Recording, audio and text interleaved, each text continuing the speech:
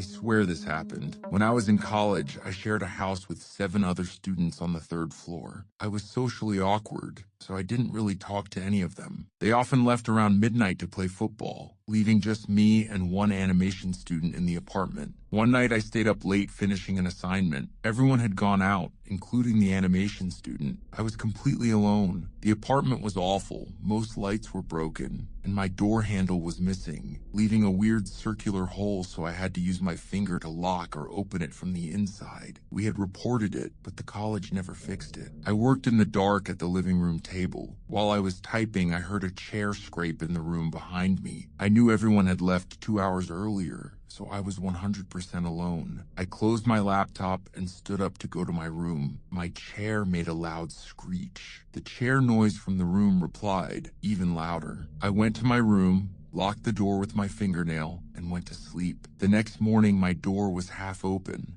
I called my roommate and asked if he had come in during the night. He hadn't. After that, I told myself I wouldn't work late again. 2 weeks later, another assignment forced me to stay up. I started around 10 p.m. The housemates went out to play football except the animation student, which made me feel a little better. Around midnight, he left after a phone call, helmet in hand. He wasn't coming back. I tried to focus on my work and not think about the room behind me. I couldn't walk around campus at that hour because security would question me. I didn't want to knock on friends' doors past midnight, so I called my mom and talked for a while. It calmed me down, and I continued working. Around 2 a.m., I heard the chair noise again. The floor vibrated, so I knew it was on the same level. Like an idiot in a horror movie, I stood up and checked the room. I looked under the bed and everywhere. Nothing. I closed the door and went back to work. From the corner of my eye, I saw the door slowly opening wider, bit by bit. I was shaking and frozen. Then, something touched my leg. A plastic hanger hit me, fell to the floor, and rattled around. Something had thrown it from the room behind me. That was enough. I left the apartment and went downstairs for a walk. The guard asked what I was doing, and I lied, saying I was waiting for laundry at the mini laundromat. After that, I rarely slept there. I started driving home instead, which was 40 minutes to an hour away. Later, I found out my neighbor's house had experienced weird stuff too. It wasn't just me. It wasn't the scariest thing ever, but it left me really uncomfortable because I still can't explain it. I'm doing much better now. I've made lots of friends and changed my course. It's a fun story to tell these days. This happened several years ago in college, and I still can't fully explain it. Before you ask, I wasn't on drugs, I was sleeping normally, I've never had a severe head injury, and I wasn't under any unusual stress. I was sitting in class taking notes while the professor lectured when I suddenly realized my entire existence and identity had completely changed. I don't remember anything about my former existence, but I am absolutely certain that my reality transformed in that exact moment. I had the eerie feeling that I had been dropped into a different body, with a different personal history, different family and friends, sitting in a different class with different people around me, maybe even in a different place. The wildest part was looking down at my notes. They had nothing to do with the class I was in. My hand was still mid-writing a sentence, but everything I had written before the transition was about business and marketing concepts I had never learned in any college class. The professor was lecturing on public health. It was my handwriting, though. I started looking around, completely perturbed. I must have gasped because the professor stopped and asked if I was okay. I got up and left the class immediately, then walked straight to the psychological counseling center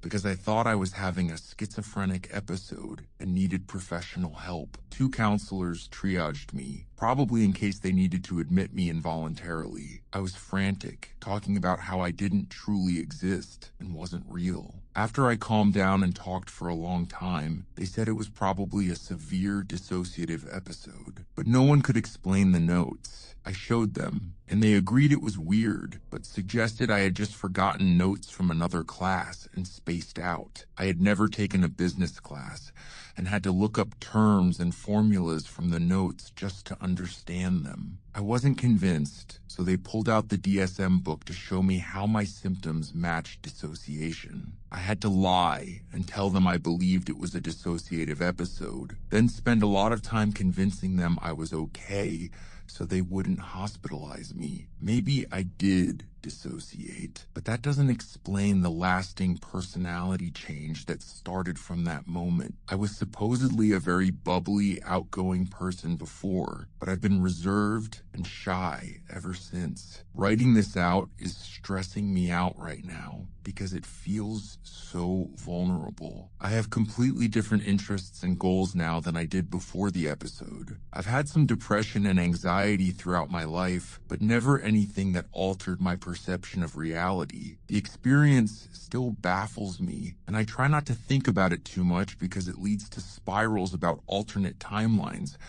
and makes me feel sad, like my lifelong relationships aren't genuine. I haven't really been able to maintain those relationships anyway. My family has almost completely disowned me. They say I changed and lost my values when I moved away for college. I can't relate to them at all. We struggle to communicate, and I don't love anyone in my family. I do love many other people, though, so I'm not a psychopath. I haven't felt anything when family members have died, but I've been devastated by the deaths or misfortunes of other loved ones I met after the episode. This isn't a case of conservative parents disowning a newly progressive child. My parents say I used to care about important things like getting married and having kids, but I can't remember ever wanting that. I've always been terrified of having children. I don't enjoy family traditions, and I have entirely different tastes in food, entertainment, style, everything. I'm also the only person in my family without a deep Southern accent. People commented on it after the episode. I've seen videos of myself as a kid where my accent is clearly different and my voice is much higher pitched. I think I consciously dropped the accent so people wouldn't think I was dumb, but it's a hazy memory. A lot of my pre-episode memories feel hazy. Nothing before is as clear as the memories I've made since. No one in college commented that my accent had changed, so maybe it stood out more to my hometown friends. It's confusing, but I feel like I can't be the same person my parents raised. Many friends I allegedly grew up with have said I seem really different since college. I matured and developed as a person,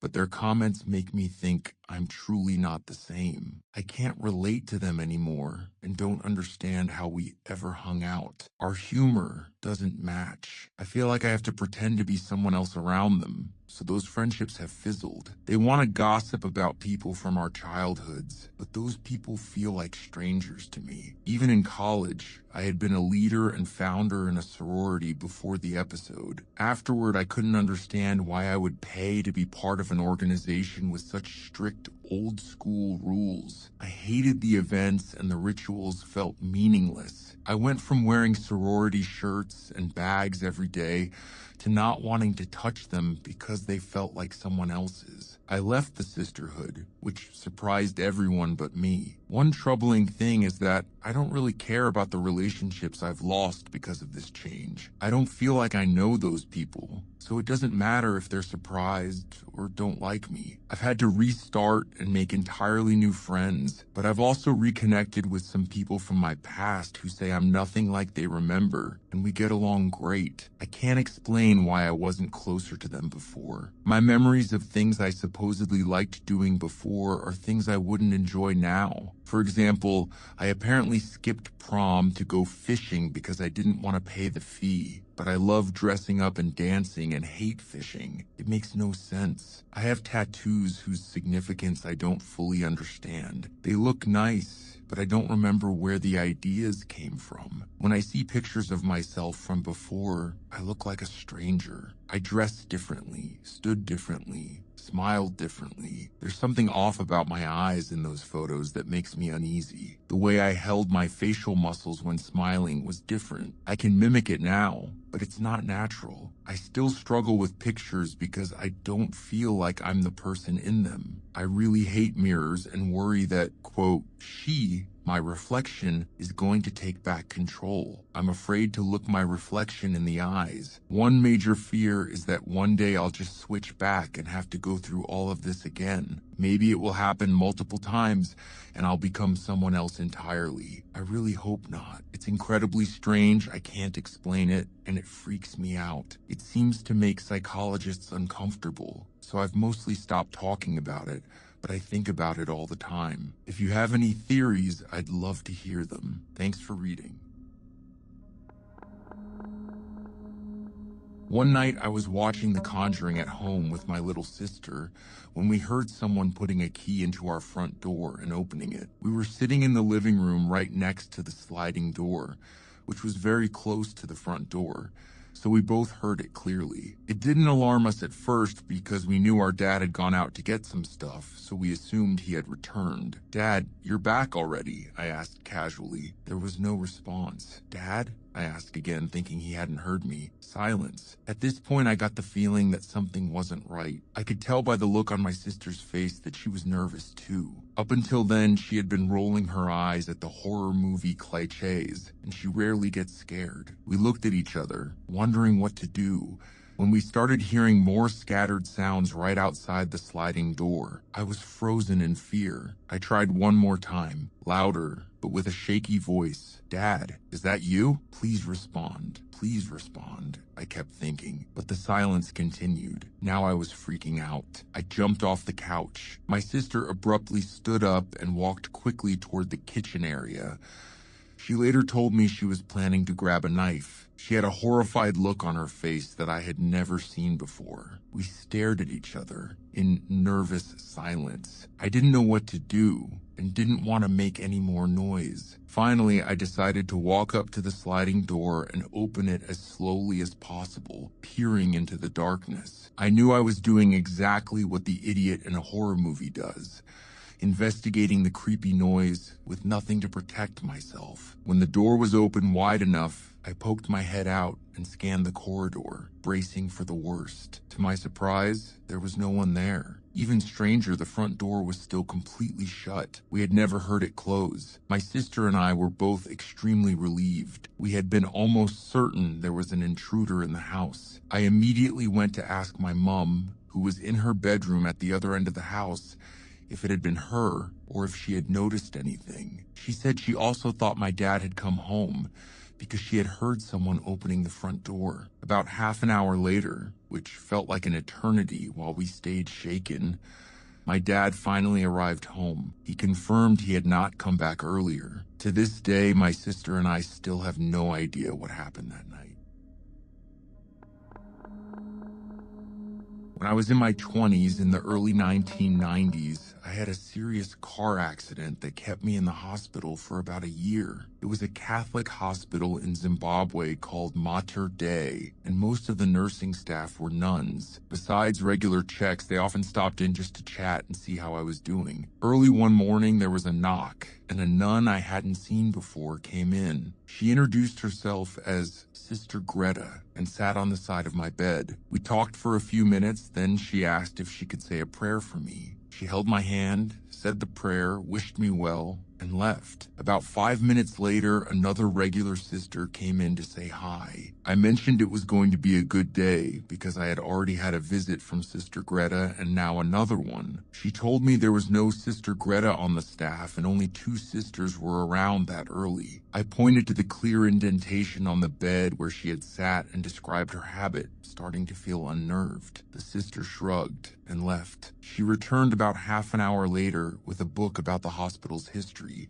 and showed me a picture of nuns from the 1950s. Their habits matched exactly what I had described. It turned out patients regularly reported talking to nuns in old-fashioned garb who weren't part of the current staff. I never saw her again or anything similar while I was there. It was freaky, but not overly disturbing. I guess it's the kind of ghost story I'm okay with, if that's what it was. I'm not religious at all. I believe in a good night's sleep, steak, and the love of a good partner, whatever works for you. No one ever tried to convert me. My father had marked religion as not applicable on the admission forms, and no one questioned it. If a prayer was offered, they always asked first, and I declined sometimes. The first few weeks I was on strong meds like morphine, but after that it was mostly milder painkillers. I'm originally from Zimbabwe, and this all happened at Mater Dei. I've never found any record of a Sister Greta working there. The accident itself was brutal. I was asleep in the back of a pickup after a rugby tournament when we had a head-on collision with a drunk driver. I went through the cab, the windscreen, hit the other car, and ended up in the bush. I had multiple internal injuries, broken bones, and 3 crushed vertebrae. The surgeries fused my spine, and I'm now 2 inches shorter, with a noticeable curve in my back. I was the lucky one. The hospital staff, those nuns especially, did incredibly hard, selfless work. They cleaned me up, helped me when I was at my lowest, found rare blood for me, and supported me without ever pushing religion on me. They simply did their job with compassion. I know it sounds unbelievable to some, and that's fine. I know what I experienced.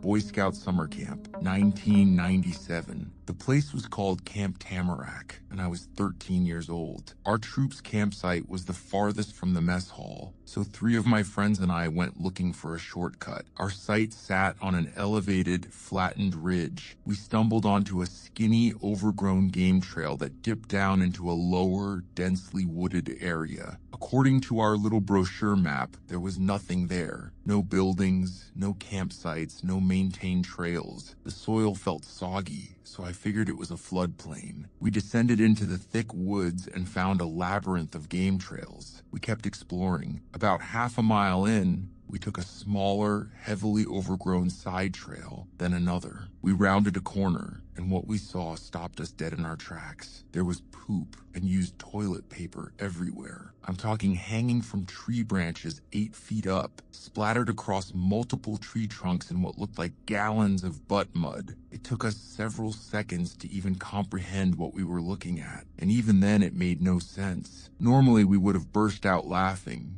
but none of us said a word. We were too horrified. Finally, one of my friends broke the silence, whispering shakily, "Dude, what the heck?" It looked like a crime scene. A disturbing amount of crap was splattered in every direction on ferns, bushes, high-up tree trunks covering a huge radius. What seemed like an entire roll of shitty toilet paper hung from the branches, swaying gently in the faint summer breeze. Some of it had bloodstains. It legitimately looked like an unholy shit bomb had gone off. Like someone had filled a beach ball with chili mac and vegetable soup and set it off violently. The sheer volume was the most disturbing part. There was so much of it, everywhere. It was obscene. Our petrified brains struggled to process the scene. It shattered our minds. From that moment on, we were never the same. Then the smell hit us. An overwhelming, putrescent, festering wall of stench that made our eyes water and stole our breath. It was like sticking your head into a pit toilet mixed with the reek of decomposition like roadkill. On a hot summer day, it was even worse. I started gagging involuntarily. A massive cloud of blue bottle flies, hundreds, maybe thousands, swarmed over everything, their collective buzz deafening. Finally, one of my friends broke the horrified trance and yelled, "Let's get out of here." We turned and ran all the way back to camp. When we got there, we were genuinely traumatized. We tried telling our other friends, but they just cackled at how absurd it sounded and refused to believe us. A couple of the guys who had been with me tried leading some of the doubters back to the site to prove it, but I refused to return. They got lost in the maze of trails and never found the spot again, so the others kept insisting we made the whole thing up, but we knew what we had seen. That scene I beheld that day almost gave me a mild form of PTSD. I even had a couple of Vietnam-style flashback nightmares about it afterward. To this day, it gives me the willies. I have goosebumps right now thinking about it. When I try to explain the how, I'm at a total loss. If that came from a single person, just how? How is that even possible? And if it came from more than one person, the implications are equally horrifying. Why would anyone do that? I will never have the answers. The scene I saw that day defies all logic and reason. It legitimately scarred me for life and will probably haunt me until the day I die. I had two experiences a couple of years apart that still spook me a little. The first happened at university. My friend and I were up late talking, about to head to a pool hall to watch wrestling on TV since we didn't have the channels in our dorm. It was late at night in the UK. We were sober, happily chatting and having a good time. The moment we stepped outside, a horrible feeling of dread hit us. It was a crushing wave of despair that made the air feel thick and freezing cold in a way that went beyond the February night. The conversation died instantly as we walked down the street. After a minute of silence, I finally said, "Air's a bit thick tonight, isn't it?" My friend looked at me wide-eyed and replied, "You feel it too?" He was a spiritualist and said it felt like death was close. Not exactly comforting at 2 a.m. on a cold city street. The feeling eventually passed. We got to the pool hall, went inside, and forgot about it. A few days later, I walked back to the dorms and saw a police cordon around an abandoned building we had passed that night. I asked around and learned that a few homeless people had frozen to death inside. They had probably been dead for days. I don't know if it was paranoia or something else,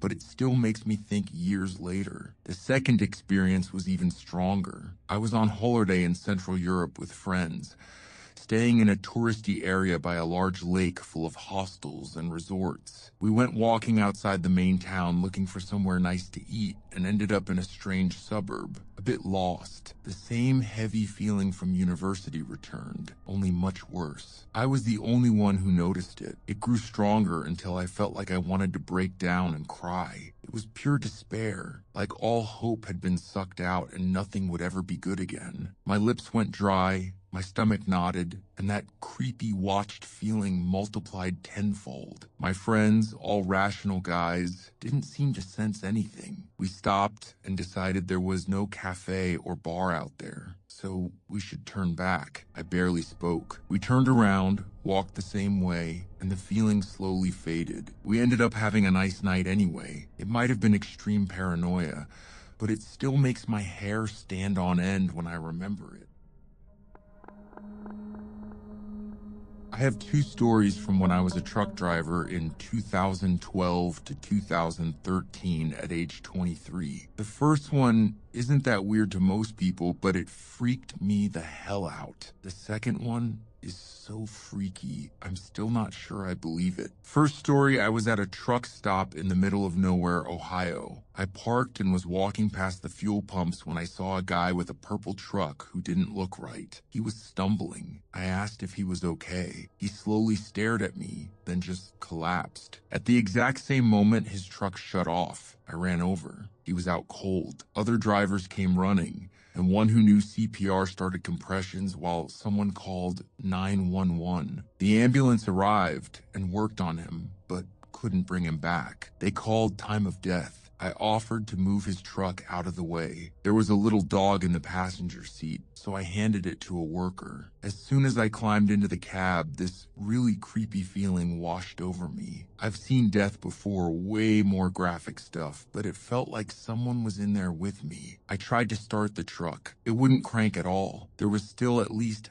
half a tank of fuel. When the guy collapsed, someone had cut the fuel pump off and back on, so it had only pumped a little extra fuel. The engine was still warm from driving, and warm trucks start easily, especially in summer. It didn't even try to fire up, just kept cranking. I told them it wouldn't start and left them to call a tow truck. I got the hell out of there. Second story, I normally avoided driving at night, especially late. This was winter in Oklahoma, around 8 or 9 p.m., dark since early evening. I was on a straight stretch of highway with good visibility. Suddenly I saw what looked like a big black dog jump from the right side, cross to the left lane, then dart back right in front of me. It was large, like a Great Dane, but moved fast and smooth like a panther. I braced for impact. You're trained not to swerve. I didn't have time to brake much, but I hit it hard. The front hood flipped up, blocking the windshield for a second, then slammed back down. I heard the glass turntable in my microwave rattle from the force. I figured it must have been a bear, because no dog would do that kind of damage. The hit slowed me down, but steering felt okay, and the hood seemed stable. Lights and gauges were fine, so I put on hazards and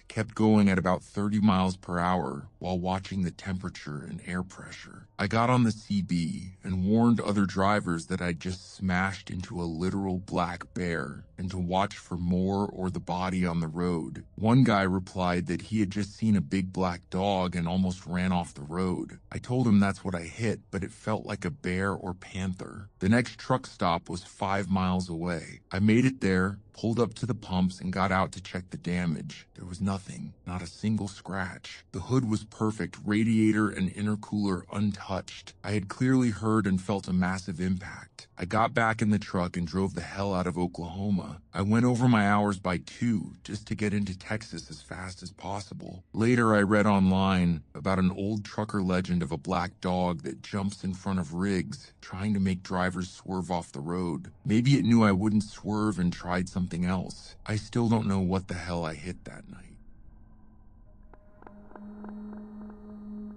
I thought the man outside my bathroom window was my fiancé. It wasn't. And looking back, he'd been watching me for over a year. I was 22, broke, and madly in love. My equally broke boyfriend and I moved into a tiny one-bedroom apartment in a college town. Lead paint thick enough to survive a nuclear blast, a shower with a window instead of a vent, appliances older than my grandmother. But it was ours and we loved it. We worked opposite shifts. He did graveyard. I worked days, so we cherished the time we had together. One of our little routines was that he'd come home in the morning while I was showering and sneak up to the bathroom window to peek in. I always caught him. We always laughed. It was sweet and dumb in that way only young couples are. After a while, I kept noticing a log propped upright outside that window. I'd ask him about it, he'd deny it, and move it away. Every few days it would reappear. I figured the yard workers kept moving it back against the building. When winter came and they cleared all the debris, I forgot about it entirely. Eventually our lease was up and the complex offered us a 2-bedroom for even less than we were paying. We jumped on it. The catch, this one was on the other end of the complex, behind an abandoned strip mall. Our front yard was basically a dark alley, some dumpsters and stray cats from a closed Chinese buffet. We didn't care. The apartment was huge and dirt cheap. That year, my boyfriend proposed on Valentine's Day. He couldn't keep the secret, so I said yes before he even asked. The ring came back the wrong size, a 4 ordered, a 12 delivered. Monster Hands edition. He put the rings in his glove box to return them, and a snowstorm hit that night. Next morning,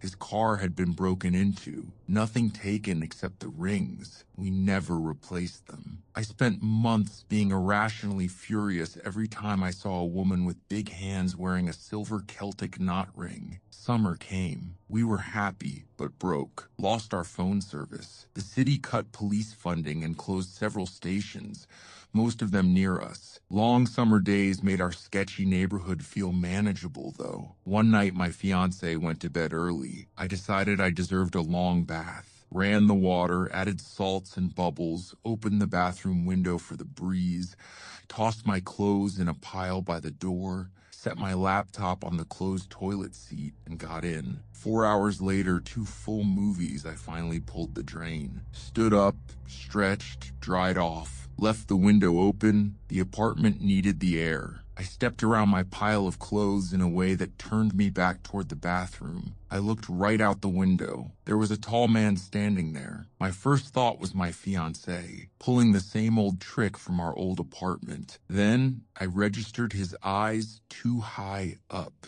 way too high. And then everything sharpened at once. He was standing on something elevated. I could see his full torso in that window, and everything else. He'd been standing there watching me for potentially hours. The only thing between us had been a thin screen. When I stood up out of that water, his body was right there, inches away, towering over me in that window. I unfroze and ran. I woke my fiancé up, barely able to form words. By the time he got up and went outside, the man was gone, but there was a log outside the bathroom window, standing upright, like a step. We filed a police report, but had no phone, so we drove 20 minutes to do it. They didn't have the resources to act on it. We couldn't afford to break the lease, so we stayed. I covered every window with black contact paper, wedged boards into the frames so none of them could be opened. The bathroom window stayed shut permanently. I never left without pepper spray, never left after dark. Most nights for the rest of that year, I'd hear a faint noise outside the bedroom window. Every morning, my fiancé would check and find fresh imprints in the ground outside. And that log at the old apartment,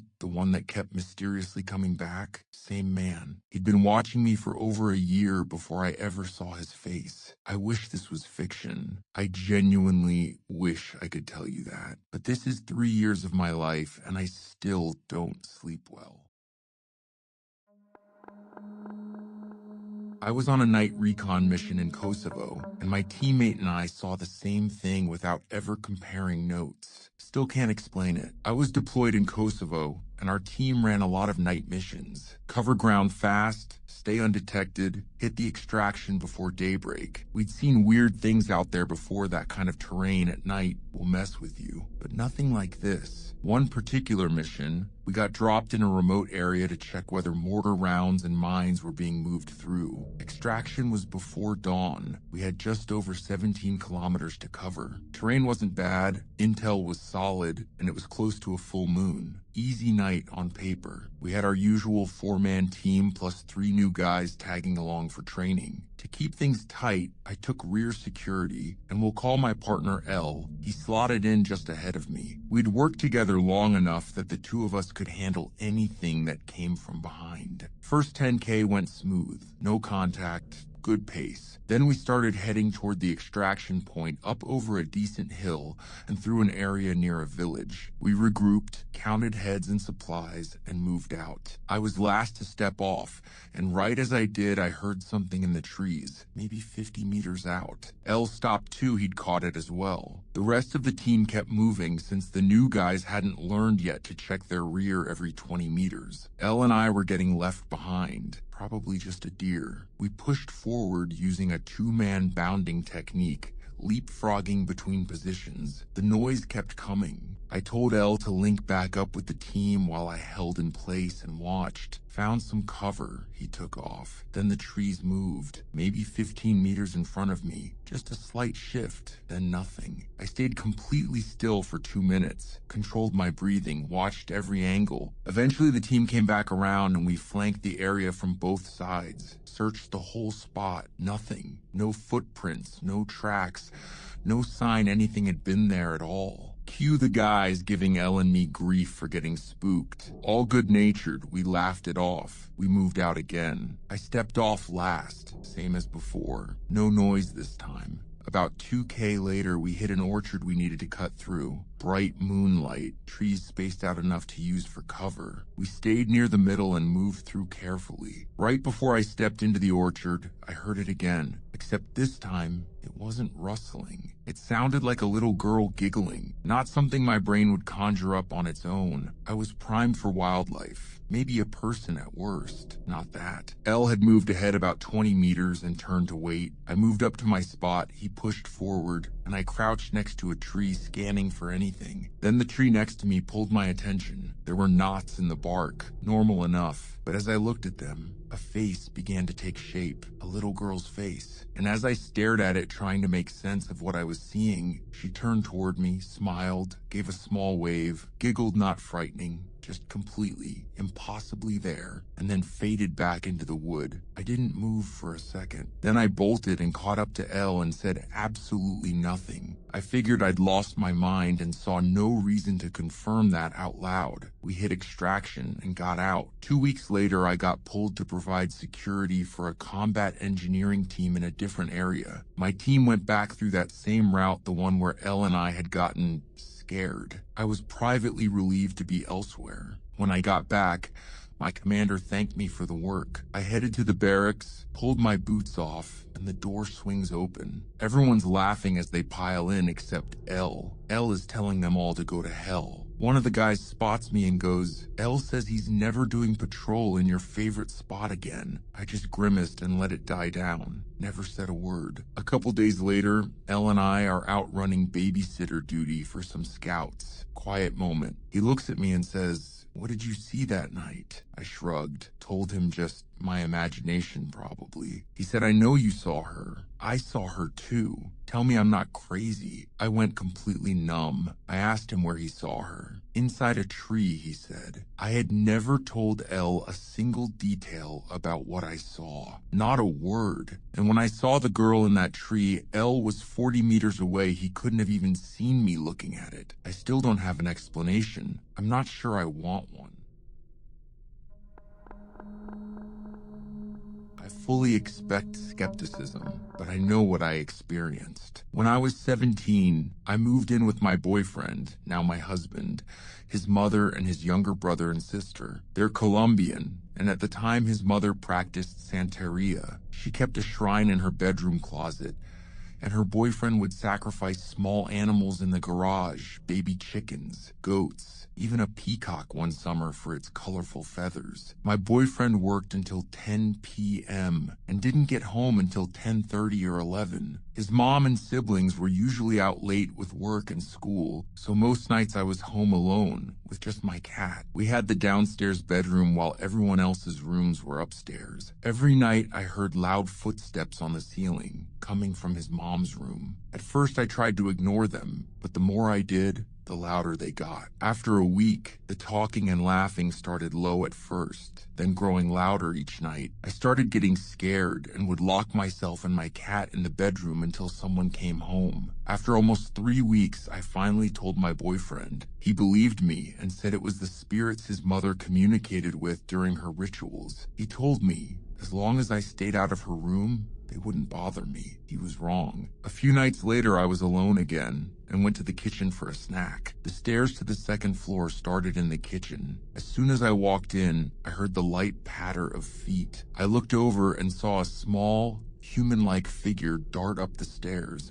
I ran to the bottom and caught a glimpse of a white dress turning the corner into his mom's room. His mother had an African doll that wore a white peasant dress and used it in her rituals. Seeing that doll move lit a fire under me. I grabbed my cat and sat in the spare car in the driveway until someone came home. His mom arrived first and asked why I was sitting in the car with the cat. I told her everything. Her face turned serious, and she asked if I had followed the doll into her room. I said hell no. Good, she said. I'll make sure she doesn't leave the room again, and I'll make sure she knows she's not to harm you. Don't worry. When my boyfriend got home, I told him what happened and that I wanted out of that house. He agreed. We moved into our own place the following month. We've been married almost 17 years now, but his mother still has that doll. It sits on a rocking chair in her bedroom. Every time I see it, I swear its eyes follow me around the room. I worked in an adult store in a busy plaza on the main street of our city. It wasn't sketchy at all. We mostly got couples, people buying gag gifts, and groups of friends stopping in for laughs after drinks at the restaurant next door. We still had our share of creeps, though. One regular came in wearing flannel pajamas. He'd walk around until he got an erection, then try to talk to us about it while it was clearly visible through his pants. Another time, a Middle Eastern gentleman wearing a turban came in. He had parked close to the store. I caught him with his hand inside a DVD case trying to steal the disc. I yelled at him to get out and kept yelling as I followed him outside that I was calling the police. He refused to go straight to his car because he didn't want us to know which one was his. Instead, he went into the dollar store, bought a baseball cap, put it on top of his turban, and faked a limp as he walked to his car. It was hilarious. I also had a gentleman come in wanting to try on corsets. That wasn't unusual. We served plenty of trans people, drag queens, and cross-dressers. I showed him to the changing room and told him to call me when he had it on so I could lace him up. When he called, I walked in and found him completely butt naked except for the red corset. I told him to put his pants back on if he wanted help, then call me again. A lot of men used us to fulfill their fetishes. It felt extremely violating and dehumanizing. The worst experience happened the day I helped a man with enlargement pills. We talked for a long time, and like many customers, he mistook my customer service for something more. The next day, he called the store asking for me when I wasn't working. On my next shift, he showed up. He kept begging me to go back to his country with him, saying he'd get me an apartment and take care of me. Eventually, he had me cornered. He grabbed me, trying to hug and kiss me. I pushed him off, ran into the back room, slammed the door, and called my coworker. She lost her shit on him and kicked him out. It was terrifying, the only time a customer ever got physical with me.